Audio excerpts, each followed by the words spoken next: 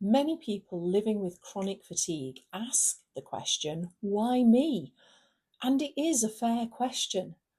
Today, I want to offer a way of thinking about that question that doesn't involve blame, just understanding. Chronic fatigue conditions are classified as disorders of the nervous system by the World Health Organization.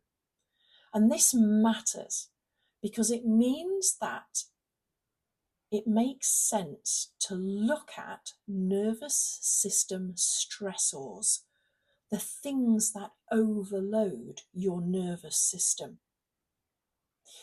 These stressors tend to fall into four categories. Physical stressors, such as poor nutrition, a lack of movement, repeated infections or inflammations, and repeated illnesses. We have mental stressors where we are worrying or have fears about things that may or may not happen, where we're overthinking, where there's a constant internal pressure from our mental processes. The third stressor is emotional. So loss of relationships, loss of loved ones, distress, sadness, unhappiness. And the fourth one is spiritual stressors, which are connected often to a loss of identity or the meaning that you have in your world, or maybe just feeling safe in your world. It's rarely just one aspect or one stress that's driving fatigue. It's much more normal for it to be a combination of different stresses that layer up over time. There are also certain predispositions that show up again and again in people living with ME, CFS, fibromyalgia, and post-viral fatigue.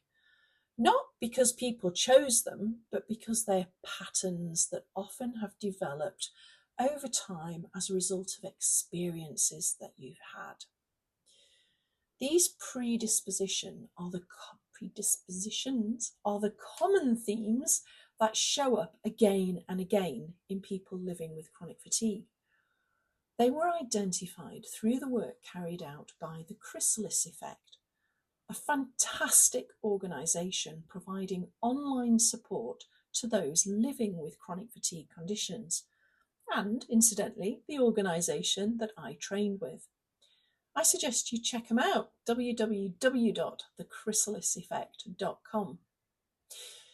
What the Chrysalis Effect found was that there were certain common predispositions, and one of the biggies is often referred to as an A-type personality. And the traits that go with this personality type are lots of drive, lots of ambition. People who have an A-type personality are often high achievers. They're also often overgivers and perfectionists, and sometimes even people pleasers. Now, these traits can be wonderful. They make you reliable and capable and caring. But if you are out of balance, if they are out of balance, they can create overwhelm and pressure. And pressure leads to pushing, and pushing past what your body can sustain for any length of time eventually leads your body to shut down. Another big predisposition is high expectations. You may hear it in the language that you use. If you're somebody who says, I should X, Y, Z, I ought to A, B, C, I must, I need to. And very often, if you find that you're not meeting that high bar that you've set, your internal voice can become very harsh and critical. And that's actually a heavy drain on your energy levels.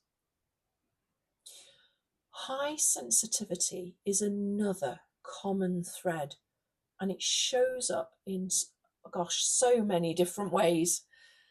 Sensitivity to noise, to light, to temperature, to different environments, to other people's emotions, and sometimes even to our technology and our screens through EMFs, electromagnetic frequencies.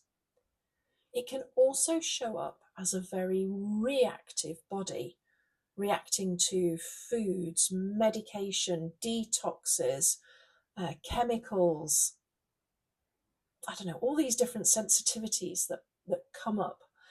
I'd like you to know that your sensitivity is definitely not weakness.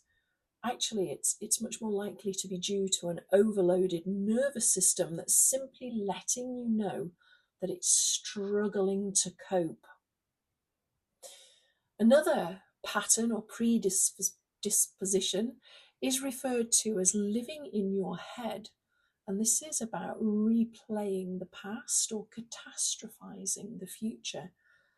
And the important link here is that your emotions follow your thoughts. It doesn't happen the other way around. So if your thoughts are stuck in threat mode, you will feel it in your body.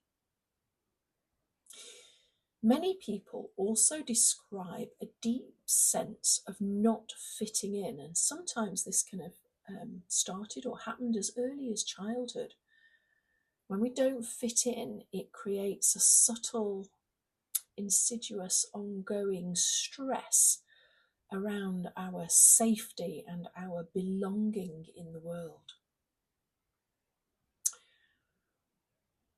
So in order to kind of help move forward in some way, I'd like you to try this quick check-in, and feel free to pause the video if you need to.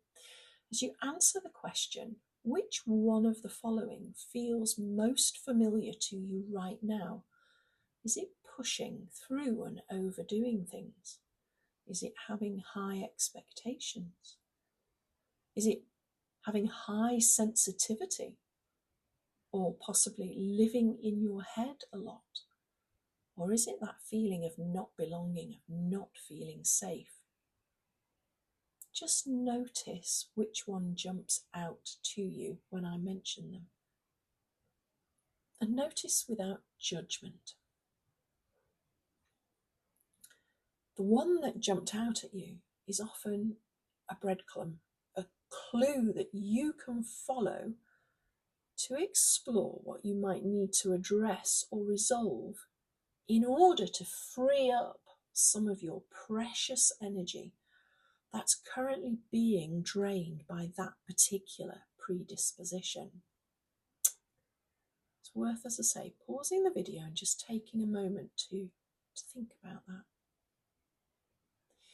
If you'd like to explore these predispositions, these patterns in a supportive way over time, my free Owning Your Energy webinars run monthly. You can sign up once for the series, and I'll email you the details of each session. The link is below, and my website's there too if you'd like to learn more.